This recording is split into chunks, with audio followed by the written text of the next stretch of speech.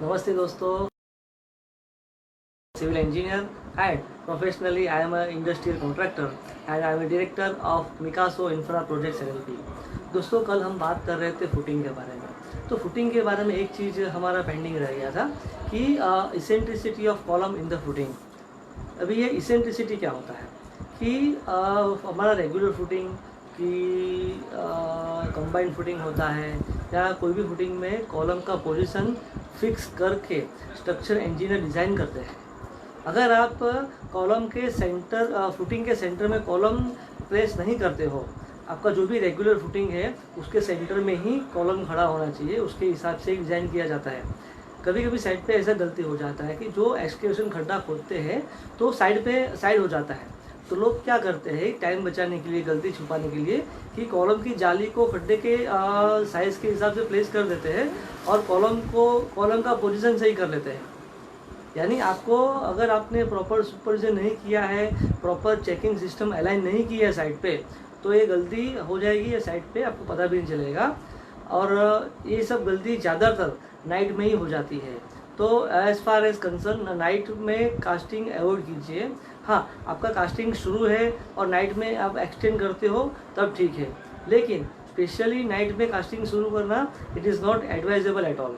तो जो भी कॉलम हम लोग खड़ा करते हैं तो फुटिंग के सेंटर में ही खड़ा होना चाहिए, नहीं तो बहुत बड़ी गड़बड़ हो सकती है।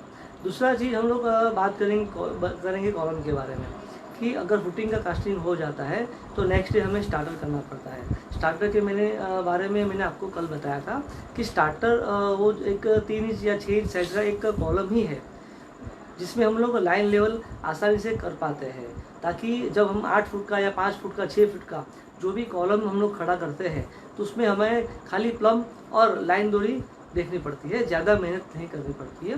तो स्टार्टर बहुत ज़रूरी है। बिना स्टार्टर के कोई भी कॉलम हमको शटरिंग नहीं करना चाहिए। दूसरी बात आती है कॉलम की।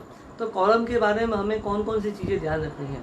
तो जनरली कॉलम में सबसे पहले उसका शटरिंग करने से पहले स्टील चेक करो आप कि जो भी कन्फाइंड जोन और रेगुलर जोन का जो भी स्पेसिंग दिया है स्ट्रक्चर इंजीनियर ने, तो जोन के हिसाब से स्पेसिंग को फॉलो करें। जनरली कन्फाइंड जोन में 3 इंच का या 4 इंच का स्पेसिंग देते हैं, और जो भी रेगुलर जोन है L/4 एरिया में तो उसमें स्पेसिंग थोड़ा ज़्यादा होता है। तो जो भी आपका स्ट्रक्चर इंजीनियर ने प्लान दिया है उसके हिसाब से आप वो स्टील का रिंग का स्पेसिंग चेक कीजिए, नंबर ऑफ बार्स चेक कीजिए, और ख़ास चेक कीजिए लेपिंग। अगर लेपिंग आता है तो जो भी रेगुलर कंक्रीट में लेप होता है स्टील का, वो लेप को फॉलो कीजिए। जनरली 50D होता है, लेकिन वो डिज़ाइन के हिसाब से, कंक्रीट के ग्रेड के हिसाब से लेप लेंथ चेंज होती रहती है। तो हम यही सजेस्ट करेंगे कि आप अपने जो भी कंसर्न स्ट्रक्चर इंजीनियर है उसकी जो भी डिटेल दी है उसमें नोटेशन लिखा होता है कि कितना आपको लेप करना चाहिए। दूसरा, जनरली साइड पे मिथ्स हम लोग देखते आ रहे हैं कि कॉलम कास्टिंग के वक्त हमें ऐसे एक्सक्यूज़ सुनने को मिलते हैं कि सर ये कॉलम में वाइब्रेटर मारने का कोई मतलब नहीं है, हमें वाइब्रेटर मारना कोई ज़रूरी नहीं है। हमने 2 पाइप 3 पाइप 4 पाइप डाला हुआ है कॉलम में कॉम्पेक्शन के लिए, खाँचने के लिए, आप टेंशन मत लो, कॉलम रफ नहीं निकलेगा। हम बहुत सालों से ये करते आए हैं। स्टील कॉलम में स्टील बहुत ज़्यादा है तो वाइब्रेटर का नीडल नहीं जाएगा सर, हम ये नहीं कर पाएंगे। ऐसे बहुत सारे एक्सक्यूजेस सुनने को मिलेंगे, लेकिन मेरा रिक्वेस्ट है इंजीनियर और सुपरवाइज़रों से कि हमें ये कोई एक्सक्यूजेस सुनने नहीं है। उसको बोलो ये चीज़ करना है तो करना ही है।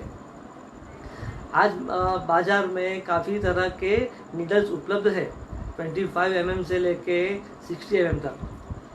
तो ऐसा कोई एक्सक्यूज़ अलाउ नहीं है साइड पे रिगार्डिंग कॉम्पैक्शन। तो आप अपने जो भी वर्कर्स है उसको हैबिट डालिए, हैबिट में लाइए।